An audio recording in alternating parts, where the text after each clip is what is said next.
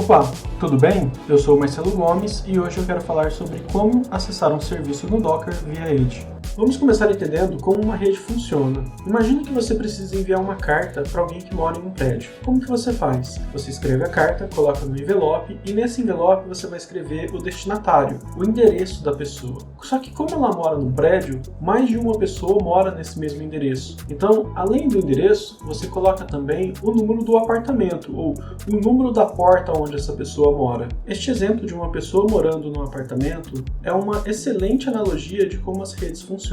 Vamos ver. Vamos pegar, por exemplo, uma pessoa acessando um site na internet. Então nós temos o cliente, que seria uma pessoa que está com o navegador aberto. Isso pode ser tanto no celular, no smartphone ou em um computador, por exemplo. Ele vai digitar o endereço do site e uma porta. Caso nenhuma porta seja informada, o navegador vai colocar a porta padrão. Esse endereço ele é convertido utilizando um serviço chamado DNS para o endereço IP. Esse endereço IP é o equivalente ao endereço do prédio na nossa analogia. Então é o que vai identificar onde está a máquina mesmo, que vai responder pelo serviço. Junto com o endereço, a gente vai enviar a porta. E essa porta é o que vai indicar para o servidor qual é o serviço que ele está querendo fazer a requisição. No caso de uma navegação web, a porta padrão é a 80. Então, nesse caso, o Apache, que estaria ouvindo a porta 80, vai responder a esse usuário. Podemos ver as portas padrões e também o protocolo de cada serviço olhando o arquivo services que fica dentro do /etc no seu Linux. Ele vai ter a primeira coluna, o nome do serviço, na sequência, o número da porta, seguido da barra com o protocolo que ele utiliza. Então, se a gente for olhar aqui, a gente vai ver, por exemplo, que o serviço HTTP, que é o que responde por site, ele vai estar hospedado na porta 80 e o protocolo que ele usa é o TCP. Agora que já entendemos como as portas funcionam e como elas se relacionam com os serviços, fica claro que para exportar um serviço do Docker, a gente precisa liberar a porta, ou seja, falar para a máquina que ao receber alguma requisição em uma determinada porta, ela tem que redirecionar essa requisição para um determinado container que vai responder. Temos duas formas de fazer isso. Uma, utilizando o "-p" maiúsculo na hora que vai iniciar o container, e a outra, utilizando o "-p" minúsculo também na hora que vai iniciar o container. O "-p" minúsculo a gente tem que adicionar alguns valores. Vamos entender a diferença de cada um deles.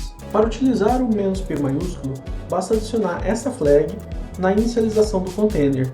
Nesse caso, ele vai expor todas as portas que foi definida no container. Essas portas vão ser associadas a portas aleatórias da sua máquina. Com o Docker PS, você pode ver qual é a porta que foi associada.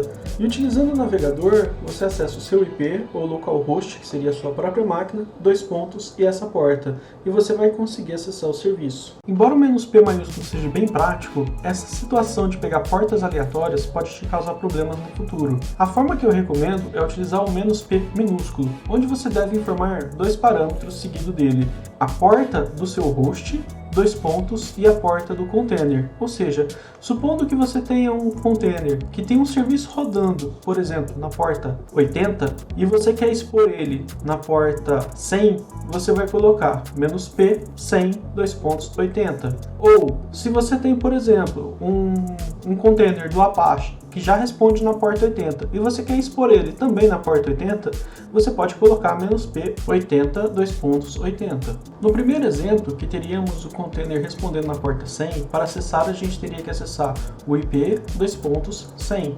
No segundo exemplo, que está na porta 80, que já seria padrão, basta acessar o endereço IP e ele já vai acessar diretamente o container.